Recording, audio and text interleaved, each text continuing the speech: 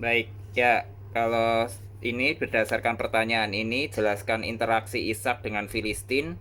Apa arti perdamaian Ishak dengan Filistin? Bagi para pendengar mula-mula, berarti dalam pendengar pada masa konteks Musa atau pada masa itu. Ini ada satu catatan yang saya coba searching bahwa cerita ini tercatat di dalam Kejadian pasal 26. Jadi awalnya saat interaksi Ishak dengan orang Filistin ini tercatat saat terjadi kelaparan. Ishak tinggal di Gerar, wilayah kekuasaan Raja Abimelek dari orang Filistin. Seperti ayahnya Abraham, ia sempat menyembunyikan identitas istrinya Ribka yang kapan hari kalau tidak salah Pak David juga sempat singgung apa ya, karena takut dibunuh. Jadi ini dua kali tipuan ya.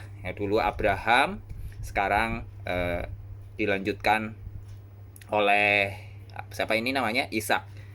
Nah, kemudian setelah ketahuan, Abimelek melindungi nyawa Ishak dan keluarganya. Nah, konflik terjadi karena berkat Tuhan, Ishak menjadi sangat kaya dan memiliki banyak ternak.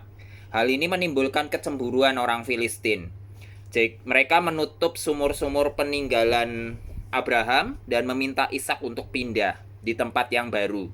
Gembala-gembala setempat juga berselisih soal hak dan hak atas air sumur itu. Nah, tapi perdamaian terjadi setelah Ishak bersabar dan terus hidup dalam kebenaran. Abimelek menyadari bahwa Tuhan sungguh menyertai Ishak.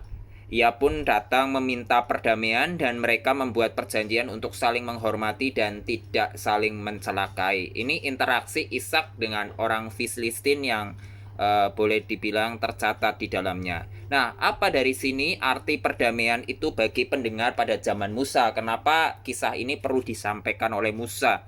Jadi bagi bangsa Israel yang baru keluar dari tanah Mesir dan dipimpin oleh Musa pada masa itu, kisah ini memiliki makna yang cukup penting. Pertama, Tuhan itu setia pada janjinya.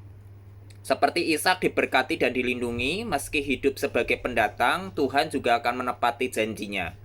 Nah, untuk menyertai dan memberi tanah perjanjian bagi keturunan Ishak.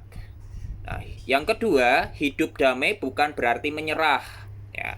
Ishak memilih menghindari kekerasan dan mencari jalan damai. Bukan karena lemah, tetapi karena percaya Tuhan yang membela haknya. Dan ini menjadi teladan agar mereka hidup saling menghormati di tengah bangsa-bangsa lain. Yang ketiga, beratnya menjadi umat pilihan atau tugas tanggung jawab yang harus diemban sebagai umat pilihan. Dari perjanjian damai ini menunjukkan bahwa berkat Tuhan atas umatnya bisa dikenali bahkan oleh bangsa asing. Jadi saya teringat ya, ada salah satu khotbah yang mengatakan orang Kristen itu adalah Alkitab yang terbuka, begitu ya. Bahkan mungkin ada banyak yang menjelaskan tentang itu. Kita kitab yang terbuka, jadi nggak usah banyak macam ngomong, bahkan nggak usah banyak bertingkah. Kita itu dibaca dan dilihat, begitu ya, dikenali gitu. Apalagi kalau kita menghidupinya dengan kesungguhan, sekaligus menjadi pengingat bahwa mereka itu harus hidup kudus di sini. Makanya seolah menjadi standar yang dimana kita perlu menuntut diri sendiri agar tetap mengalami perlindungan Tuhan. Nah, yang keempat adalah dasar hidup bersama.